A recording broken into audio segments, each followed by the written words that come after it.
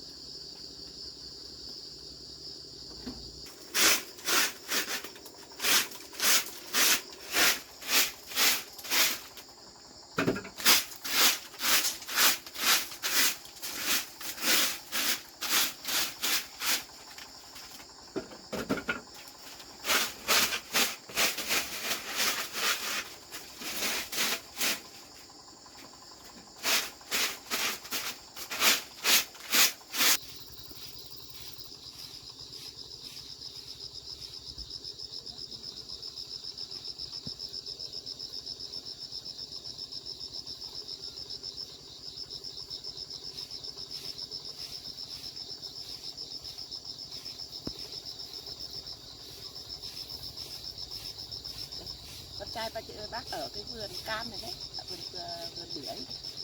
Dạ vâng. Ủa cái này là thích lắm rồi bác ạ. Cháu lên nhà đi.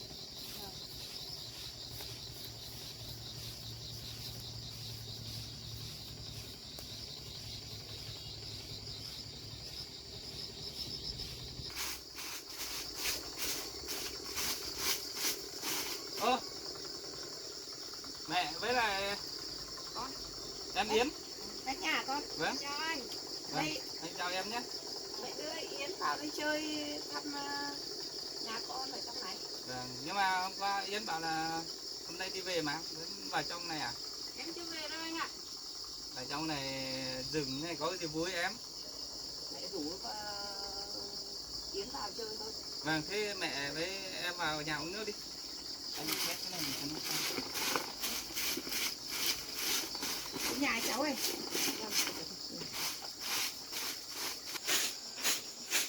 Con ngồi đây con ơi. Rồi. Đây mẹ với em cứ ngồi đây để anh lấy nước.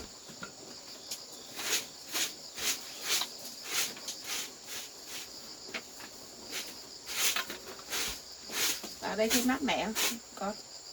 Ở đây yên tĩnh lắm mẹ ạ. Ở chỗ này là yên tĩnh mát mẻ lắm, cây cối nó xanh tươi. Trồng vườn bưởi đây nên là nó mát. Chưa mẹ cất cho con cả túi nữa.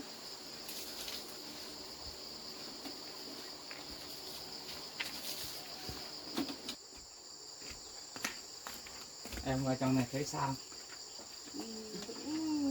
Bình thường anh ạ.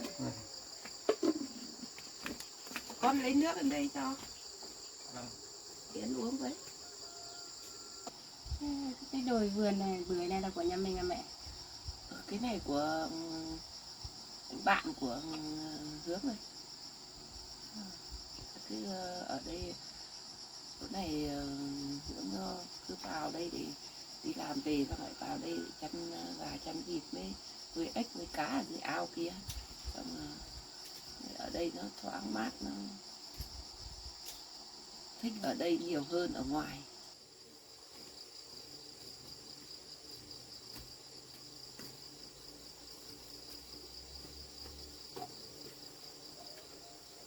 Em ở trong này thấy vắng vẻ không em?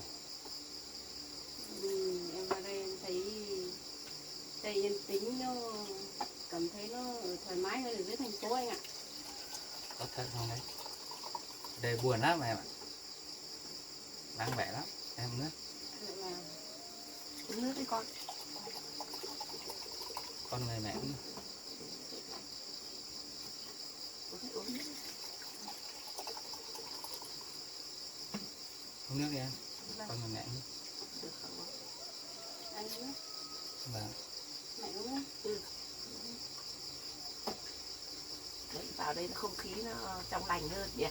Vâng. Mẹ ơi, thế con cũng vừa lấy lại chỗ đất này rồi. Bạn Tuấn hôm trước thì trước đây bạn Tuấn cũng bảo là bán nhưng mà cũng bận việc không vào được đấy. Nhưng mà bạn bảo là thôi thì để lại nhượng lại chỗ vườn này với lại bưởi hết các thứ rồi. Bảo mẹ bạn ấy cũng ốm đau hay là nợ nần gì ấy, xong là bán mang tiền cho mẹ. Thế là con cũng quyết định con lấy. Bây giờ là bằng của mình, của con rồi. Thế thì tốt quá rồi con ạ. Cái số tiền mẹ để cho con làm ăn đấy thì con đưa vào mua cái vườn bưởi này à? Thế Dạ. thì Vâng ạ. thế thì số tiền đấy thì vừa vườn bưởi này hết không con? Bạn Tuấn bạn bảo là thôi chỗ bạn bè quen biết ấy thì cũng không bán giá cao đâu, hợp lý thôi. Con nghĩ là vườn này mua 150 triệu thôi mẹ ạ. Ôi thế thì được rồi đấy con ạ. Vâng. Mình thu hoạch 2 vụ là đủ cái số tiền gốc của mình, xong còn cái cây lâu năm này thì ăn được lâu dài đấy. Vâng, còn đằng sau nữa còn mình trồng thêm sắn nữa, xong là vườn giang đây cũng có thu nhập rồi. Xong là mình cứ thu dần, còn ao cá các thứ ở dưới nữa, xung quanh nói chung là cũng có một hộ ở đây làm đủ việc làm đấy mẹ. Cho nên là con nghĩ thôi thì cái chỗ tiền mẹ đưa cho con, xong là con cũng dành dụm tiền lương, với lại con có ít nữa, xong là con cũng góp vào đây mua con còn một ít nữa để làm vốn. Mai mua gà mua vịt về nuôi thêm nhiều vào. Thế con mua thế này thì con đã làm giấy tờ các thứ, xong là bìa đỏ liếc nó giao cho con chưa? Có rồi mẹ. Con bạn Tuấn bạn cũng đưa cho hết sổ bìa đỏ. Làm thế thì tốt quá rồi con ạ. Làm thế thì đấy, phải làm rành mạch như thế. Rành mạch cái thế mẹ mới yên tâm. Có lúc là hỏi mình không có cái chứng cứ gì, lúc sau này nó đòi lại là dở. Đây mẹ. Nó làm giao cả bìa đỏ cho mình đấy. Thế con à, cái giấy chứng nhận bìa đỏ này họ giao cho Tuấn giao cho con đi rồi thì con có được làm cái giấy chuyển nhượng quyền sử dụng đất cho mình không? Có rồi, con làm giấy mua bán hết rồi mẹ. Nếu thế thì tốt lắm rồi. Giấy mua bán hết rồi, còn con... sau này mình cứ dùng thế này, còn nếu mình không thích tên người ta đấy thì mình làm cái giấy đấy là gửi lên xá, xong là để xá lại làm giấy sang đúng tên chủ của con là được rồi. Chuyển nhượng. Vâng. Còn bìa đỏ thì người ta không tay được rồi. Vâng. Nhưng mà là cũng không quan trọng lắm đâu, chủ yếu là cái giấy mua bán kia là được rồi. Còn cái sang tên đổi chủ ấy thì cái đấy làm cũng được, mà không làm vẫn dùng như thế thì bình thường cũng được mà. Con làm quản lý đất đai bao nhiêu năm trời cho con hiểu cái này. Vâng. Và mẹ cứ phòng trước rồi. Vâng. Còn sau này đổi tên cũng được. Những cái này là cũng không phải là đổi luôn, chờ lâu thì vào đây xem, mẹ dẫn con vào đây đấy, chỗ này nó yên tĩnh này, mua được bưởi biết các thứ này, cuối năm lại thu hoạch. Chỉ cần 2 vụ là đủ cái số tiền gốc rồi, vì mình có phải chăm đâu. Thế tốt quá mẹ. Khoảng vào tháng 7, tháng 8 thì có quả ăn rồi. Tháng 8, tháng 9 ôm đấy. Là ăn rồi. Rồi anh ơi, em chúc mừng anh nhá. Em vừa mới bước vào đã thấy cái mảnh vườn của mình này rất là đẹp rồi. Vâng, anh cảm ơn em. Nhưng mà anh nói chung là thì anh cũng thích vườn với đất. Trước giờ anh cũng làm rừng, cho nên là anh nghĩ là thôi có ai mua hợp lý, ai bán hợp lý thì mình cũng mua. Rồi để sau này mình già rồi mình không ở phố thì mình ở trong rừng này, nuôi gà nuôi vịt cho vui. Xong là nếu mình không dùng thì sau này có giá biết đấy, thì lại bán đi. Nếu được lái mình lại bán, ví dụ thế. Cho nên anh cũng cố gắng. Mẹ cũng có ít tiền để cho anh cũng gom góp vào mua rừng mua đất. Vâng. Thế anh xem ở đây nếu mà còn có chỗ nào nó bán mảnh đất nào thì bảo em. Em cũng muốn mua. Vâng, em thấy ở trên quê này yên tĩnh lắm. Em ở dưới thành phố chật chội với lại nó ồn ào lắm. Thôi, trên này nói chung thì ở rừng núi này nó cũng vắng vẻ thôi, em cứ ở phố cho vui. Xong ở đây còn phải làm việc, đi vào rừng rồi chăm sóc vườn rồi phát nọ kia. Nói chung là vất vả lắm em ạ. Em ở dưới phố thì nó cũng môi trường nó quen hơn, còn về đây làm những cái việc đấy chắc là anh nghĩ là em cũng thích, nhưng mà chắc làm thì nó cũng vất vả thôi em ạ. Ở em cứ ở phố cho nó vui. Còn anh thì anh từ xưa anh nhỏ anh đi theo mẹ làm nương làm giấy, anh quen cái môi trường này anh mới ở được thôi. Không sao đâu anh ạ. Nhìn em này thôi chắc em đến đời em cũng làm được đấy. Và thế thì em thích thật thì lúc nào anh thấy ai bán thì anh giới thiệu cho em Vâng. mua cũng được. Nói chung mua cũng không thừa đâu em ạ, mua xong sau này mình không dùng đấy thì mình bán cũng được. Con còn muốn mua đất ở đây á? Vâng mẹ. Dưới thành phố nó ồn ào chật chội lắm mẹ. Con muốn lên đây, lên thấy này con thấy yên tĩnh, con muốn lên đây ở đây. Nhưng mà con chưa chồng với con thì lên đây con có chịu được không? Mẹ cứ nghĩ ra, con xác định là con không lấy chồng nữa mẹ. Rồi con gái phải lấy chồng chứ. Nếu mà con gái không lấy chồng thì sau này biết nhờ cậy, có con cái mới sau này mới biết nhờ cậy con chứ không có. Nếu mà con ở đây được hay ở đây được thì đấy là tùy con. Nếu mà mua được đất đây thì là phải xác định ở đây là vất vả đấy, không như ở dưới xuôi đâu. Mẹ ơi, mẹ xem ở trên này có chỗ nào nó bán mảnh vườn nào không thì mẹ bảo con đi mua để con ở đây ở gần mẹ. Mẹ nghĩ là sợ mẹ con cho con lên đấy thì con ở dưới thành phố rồi lên đây liệu con có đi làm được không? Không sao đâu mẹ, cái này là do con quyết định. Nếu mà ở gần đây được ấy, thì mẹ cũng thích lắm, nhưng mà chỉ sợ mẹ con là không cho con theo mẹ ở trên này thôi. Nên tôi sợ là lại lôi con về lấy chồng lấy con ở dưới, lấy chồng ở dưới thì mẹ buồn. Nếu mà ở được đây thì tốt, đầy người bán đất con ạ. Chẳng qua là con có thiện ý để mua không ấy. Mẹ phải tính này nhé, con định mua một mảnh đất ở đây xong là nếu mà sau này con lại lấy chồng ở đây ở gần mẹ thì sao? Ôi nếu thế thì tốt quá. Nếu được như thế thì mẹ còn mừng lắm rồi con ạ. Thì mẹ được, nếu theo ý nguyện của con như thế thì lúc ấy mẹ lại nói chuyện với mẹ con ở dưới nhà thì thế nào bạn mẹ đấy đồng ý. Vâng. Em nói sao chứ em mình lấy chồng miền núi ấy. Em lấy phố lấy người phố thôi, nên trên này người miền núi này làm vất vả lắm, suốt ngày nương giấy thôi. Vâng, theo ý em là thế, anh thấy thế nào? Em nghĩ là chắc là ban đầu thì nếu em xác định thật thì ban đầu thì cũng hơi khó khăn đấy, rồi em không quen thôi. Đến lúc em làm cũng phải qua một thời gian lâu nữa em xác định là như thế thì em mới quen được. Em sẽ học dần dần đấy ạ. Đấy, nếu thế thì em cứ xem mà xác định thật thì lúc nào anh có ai bán thì anh mới giới thiệu cho em đấy. Thôi em ạ, em cũng vào đến đây rồi thì em cứ ở với mẹ ở ngoài ở nhà uống nước xong nghỉ ngơi, xong anh đi làm một tí xong là về nấu cơm ăn. Mẹ gà thì cũng lớn lớn rồi, Việt Nam cũng lớn rồi, nhưng mà mổ tạm cũng được đấy, gà đấy. Vẫn có thức ăn đấy con ạ, cứ để cho nuôi thời gian. Vâng. Thế thì hay là đi ra vườn cho dẫn với Yến ra vườn thăm một tí. Thôi em với mẹ Cho cứ nó ở linh nhà hoạt. đi, anh đi xem có sâu có giết vào gốc và giết không thì anh cũng chăm sóc một tí, vì là của mình rồi thì mình phải chăm, cho nên là cũng không bỏ được mẹ.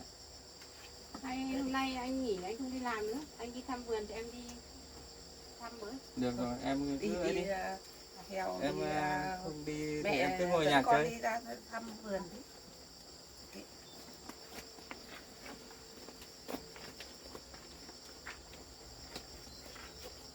Cho mẹ đi ra xem. Thôi em với mẹ ở nhà đi.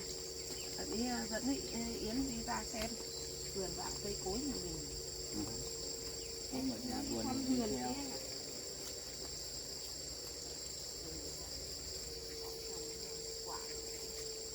Năm nay không sai mấy đâu mẹ. Chắc là nó nghỉ hay sao ấy. Mẹ dẫn xem cái vườn nữa.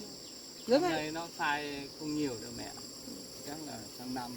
Rồi ôi, thích quá cái vườn này anh à. Vâng. Vâng, mẹ đưa cho con đi trước. Phát đường.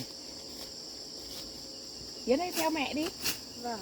Ui giời ơi, đợt này con mua được con về đây con phải làm quang hết cả. Mai kia con phát cho quang hết đi. Kem sâu Đấy. nó vào gốc này mẹ. Đấy, ba con phải lấy Con thuốc thử xem. với bơm. Đám bưởi này.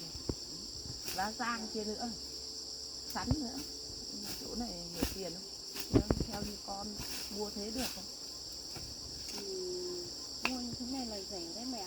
Ở dưới thành phố mua như thế này là quá rẻ. Thế mới bảo đất nông thôn em. Ê, thành phố đất nó có Thế giá. mà dây chắn là có. Mẹ ở đây ở trên quê này họ bán đất rẻ nhờ mẹ nhờ. Từ đấy họ bí tiền là họ bán đấy con ạ. Mẹ xem nào giúp con tìm xem có nhà nào bán đồi thì có giúp con hộ con lấy một mảnh. Thế con ý định mua thật cả? Vâng, con định mua thật mà mẹ. Con thấy ở trên này yên tĩnh á, con thích. Đấy, sâu vào này. Giờ con sâu nó vào to hết. Thế mai con đục đi xong rồi mới lấy con sâu ra được ấy. Vâng, đây. Thế con cứ yên chí mẹ để mẹ tìm hiểu xem có một chỗ cũng có cái vườn hỏi cũng gọi bán đấy, nhưng mà nếu mà được thì mẹ các bảo. Nhưng mà con không có ý định về nhà mà nó bảo mai về mà lại còn lại ý định mua đất này. Con chưa về đâu mẹ. Con cứ tính ở đây chơi vài hôm đấy, xem thế nào đấy. Mẹ ở dưới cái nhà có nhất trí không ạ? Chắc không sao đâu mẹ. Thế thì nếu con quyết định thế thì con cứ ở đây chơi với mẹ vài hôm nhỉ. Vâng. Xong rồi để tìm tòi xem hỏi có miếng đất nào nó đẹp như thế này thì hãy lấy. Con không thích về thành phố đâu mẹ. Con thích ở đây yên tĩnh hơn. Thế á? Vâng. Mẹ nghĩ là thành phố thì kiếm tiền dễ hơn nhé. Thành phố nó ồn ào lắm mẹ. Đấy, đây này sâu nó còn đục gốc này này. Anh ơi, sâu à? Anh? Vâng, đây này sâu nó có cắn gốc này, cho nên là mình nếu mình không phát quang cho mình không xem là nó đục nó ăn hết vào gốc là chết đấy. Mẹ nghĩ là phải lấy cái đục rồi đục mà bắt đầu mới đục cái lỗ thì sâu nó mới Không, mai ra. con lấy ấy về con lấy thuốc sâu về con bơm con tiêm vào đây. À thế à? Vâng. Này nó đã cắn đây rồi, sâu này nó sắp đụng vào rồi mẹ. Đây này. Đây này. Mẹ chưa kinh nghiệm được nên là không biết. Vâng, đấy nó moi đây này. Nó moi. Bắt Nhưng đầu mà còn không thấy con sâu của con nhỉ? có, con vừa thấy nó vừa mới nở bé lắm. À thế à? Đây này nó cắn đây này. Đây. Nó ở Nó tầng cắn dưới xong mà sau nó này lên nó trên. đụng vào đấy. Anh khéo tay thế. Con sâu ở dưới gốc anh cũng nhìn thấy. Có mà nó cắn nó bị nó chảy nhựa đây này. Đây nó cắn đây này, xong sau này nó đẻ trứng vào trong này là nó ăn vào trong thân, xong là nó đụng là mình không Mất. về chăm là nó bị ấy đấy. Là Nó hỏng cây này đấy. và nhỉ? nó cắn khoanh hết vỏ là nó chết đấy. Nhỉ. Con sâu bưởi này nó cũng nguy hiểm cho phết đấy. Vâng. Này, con lấy thuốc về con bơm vào đây. À Thuốc nó sâu. ở lỗ đấy đấy. Vâng. Con lấy thuốc sâu về con lấy xà lanh con bơm vào. Mẹ ơi, con thấy trồng cây chăm này con cũng thấy thích đấy. Đấy thì mẹ cũng đã chăm cây bao giờ đâu, chẳng qua hướng này đi học về nông lâm nhiều, nó đủ biết sâu vào cây như thế nào. Nó đã được học qua rồi là nó biết rồi đấy, nên là nó mới giờ đấy thấy sâu vào cái là biết ngay. Còn như mẹ như mẹ thì mẹ chịu không biết. Bởi vì này nó biết giải quyết luôn. Đầu tiên thì nó không chết cái cây này đâu. Đấy. Mai kia bảo con nó bảo phun thuốc vào là sâu nó chết, là cái cây này lại hồi lại bình thường. Nó không chết được đâu, mà mình không xem sớm là nó cắn nó yếu đấy. Đấy, lá giang kia kìa, con nhìn xem. Vâng, Lá giang nó hỏi bán cũng đắt lắm, thuê người ta nhặt hoặc là mình đi nhặt, thuê họ nhặt thì ngày kiếm được 500-600 đấy. Vâng. Nếu mình dẫn lên xem cái vườn lá giang này con. Vâng, đấy. Bây giờ lá đẹp rồi nè. Đây mình hái rồi đấy.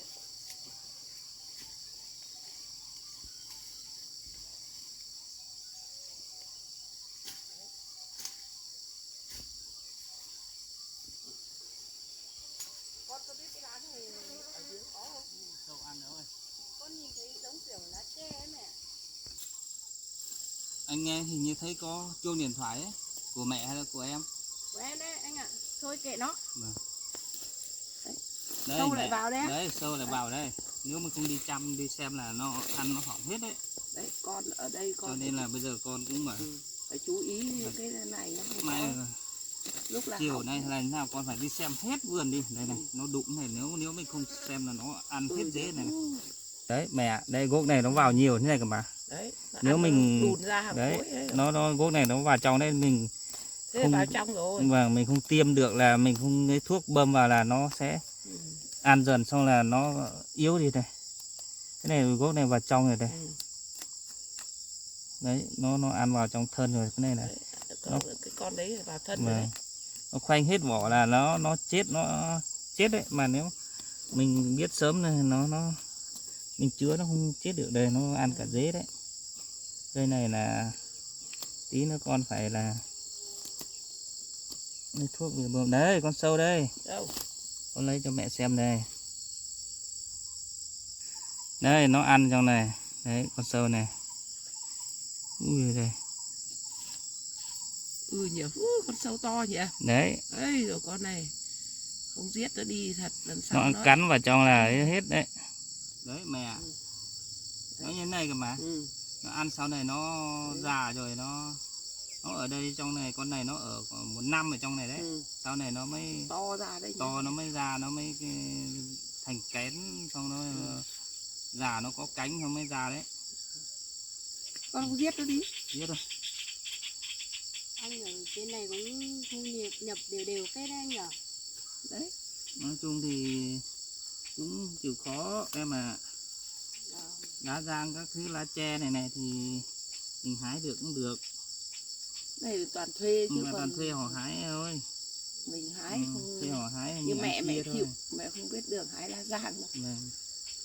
Lá này nó cũng bán nên tiền. 10 mấy nghìn thì thuê cho họ mấy nghìn, mình được mấy nghìn thôi. Mới đắt, còn đắt hơn thóc đấy con ạ. Ở dưới thành phố họ không biết lá này là nên tiền đâu mẹ. Vâng.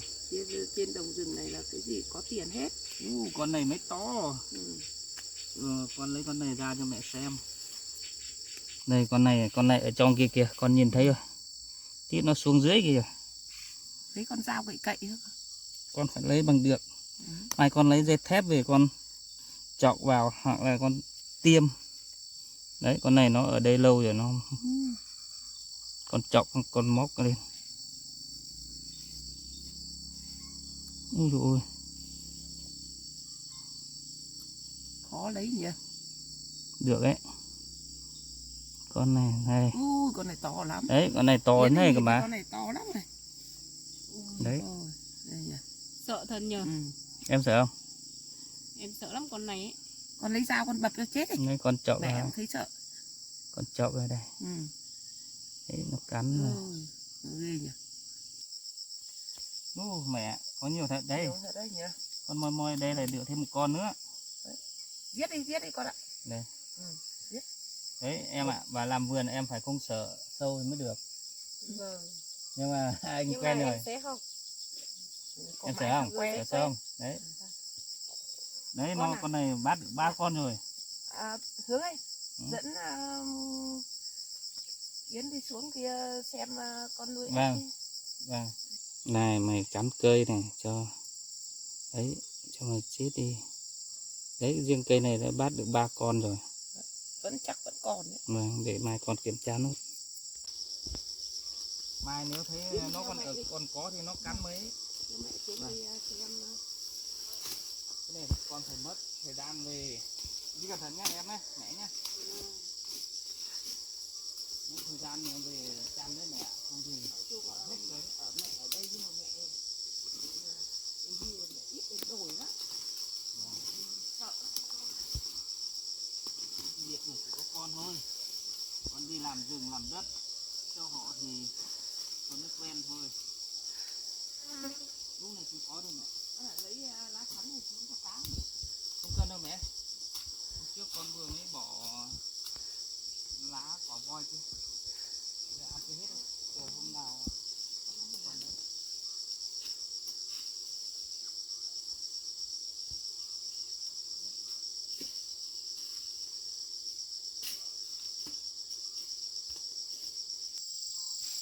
Gốc này không ăn đâu mẹ.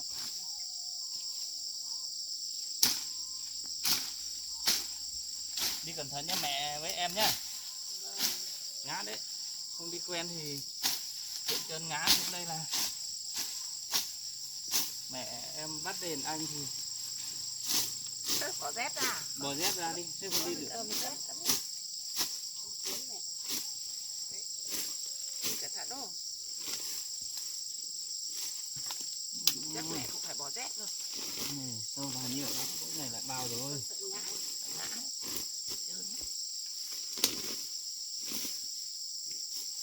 Lúc này lại vào rồi.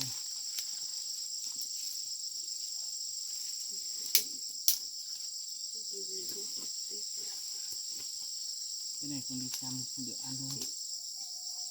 Mẹ con mình Vâng. dắt nhau xuống rồi. Đi cẩn thận nhá. Trơn lắm.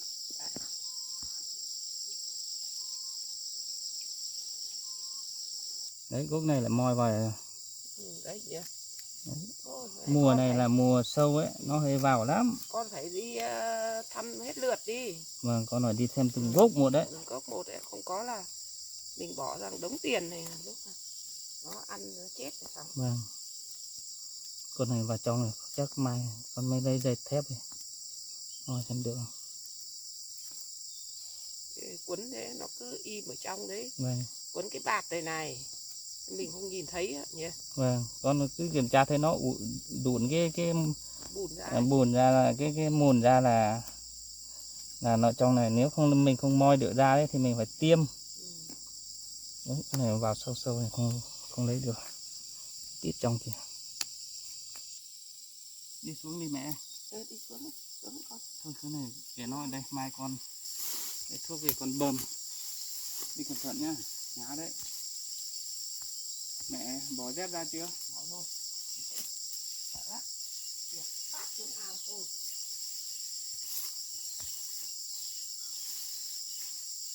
Đấy em đi theo mẹ anh về là vất vả thế đấy em ạ. Em thích em rồi nè. Đi cho nó khỏe chân nhỉ. Mãi thành phố chán rồi. Đi đâu nó chân nó cứng, với lại nó người nó thoải mái, nó nhanh nhẹn lắm, không run đâu. Để đến ném cho cá nó ăn. Đấy mẹ với em cứ ở đấy cho cá ăn thờ con cái ở hai gốc này.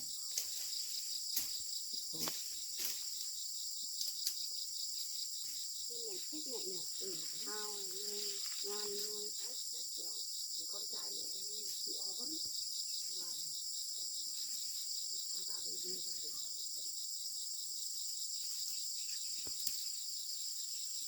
Mẹ cứ ở ngoài với mẹ lâu con vào. Ếch thì bắt được ăn rồi đấy. Ếch to rồi đấy nè. Mẹ ơi, Anh Hướng giỏi nhỉ. Vừa làm công việc xã hội vừa làm còn mua được cái vườn này nữa. Nào chắc còn giỏi nữa anh mẹ nhỉ. Thì đấy chịu khó lắm, nhưng mà ý tội thì lấy vợ lấy con này long đong lật đật lắm. Con chỉ ước là sau này con lấy được người giỏi như anh Hướng, người chồng giỏi như anh Hướng. Ước mỗi thế thôi mẹ. Đợt nọ mẹ vào là mới có một cái quây ếch này thôi. Bây giờ lại tiếp nuôi tiếp một cô kia nữa, còn ếch bé. Vâng. Mẹ chịu khó lắm. Rồi, Không cho mẹ. Mẹ ơi, Mẹ em cẩn dưới thận nhá, trượt chân xuống ngã xuống đấy nhá. Vâng, chúng ta đây anh ạ. Ở dưới thành phố họ nuôi cái ếch này bán được nhiều tiền lắm mẹ ạ. Đấy. Thế nên bảo nó khác cũng tìm tòi để nó đi xem các mô hình về nó nuôi đấy. Cái này mai là bán được hàng khối tiền mẹ. Đây còn cái ô này nữa, mẹ đẩy cho con xem.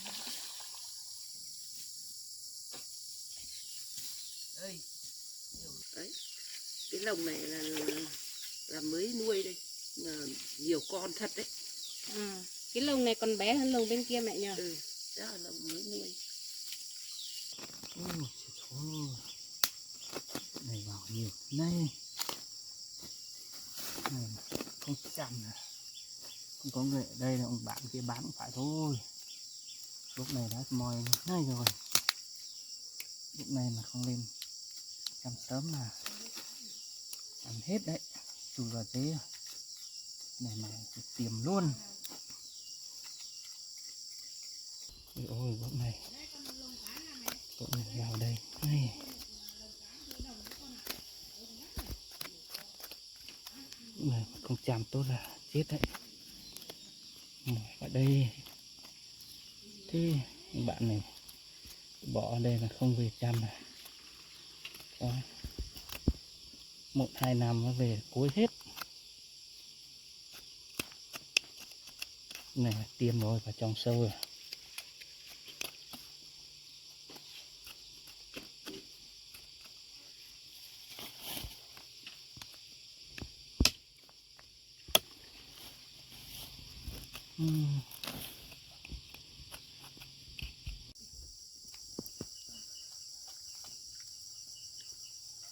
Tháng sau nữa về là có ếch ăn được rồi mẹ. Có đây. Gì ạ? Đi về nhà làm cơm biết cho Yến ăn đấy. Vâng. Mẹ với Yến về đi con. Gỗ này sâu vào nhiều lắm. Cái này là mai con phải trực tiếp vào con làm cơ. Mang cả thuốc về con tiêm mới được, không thì ăn. Mẹ với em ơi trước đi. Con đi về cùng với Yến với mẹ đi. Vâng, được, thì con cũng về. Yến muốn học hỏi bắt sâu á. Vâng. Hồi Mẹ nóng về trước đi để con đi học hỏi anh Hướng bắt sâu đi. Hồi nóng lắm con ạ. Thôi về đi cho Yến nó về nhà. Mới mẹ vào đây nóng nực này. Thôi để hôm nào bắt xong. Hôm nào trời mát mẻ ấy. Gỗ này vào nhiều lắm mẹ. Cái này là không xem là Yến nó còn ở đây lâu dài mà con.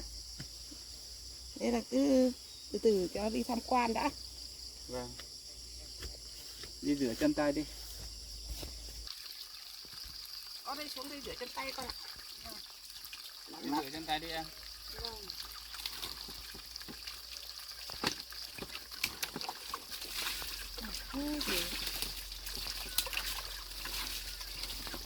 Làm cây ăn quả này là cũng phải chăm được, không chăm được không được ăn đâu mẹ. Con em ạ. Vâng. Cái này sâu nó hơi bào lắm, đúng này. Anh chịu khó mới làm được cái này ấy. Tôi thì đang theo luôn. Đang thích thì mình cứ làm thôi.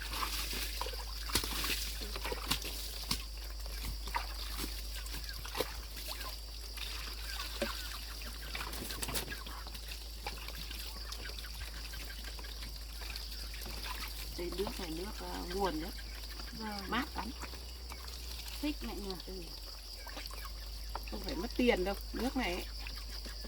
Nó ở trong trên nguồn chảy ra mà. trong nguồn chảy ra đấy. Đấy ông dẫn về ấy. Phía thành phố con nó phải mua nước ăn này. Tình mẹ như nước trong nguồn chảy ra mà nhỉ mẹ. Đây không phải mua nước đâu. Con rửa đi. Con rửa con.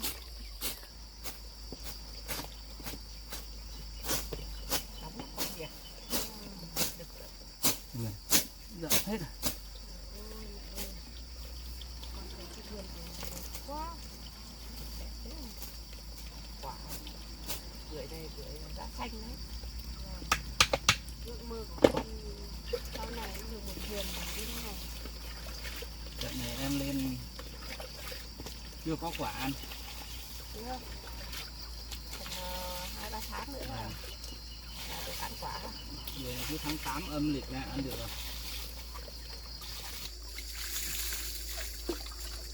Thôi xong là rửa chân tay xong là về nhà con nấu cơm cho mẹ với em ăn. Nóng lắm. Nóng thật.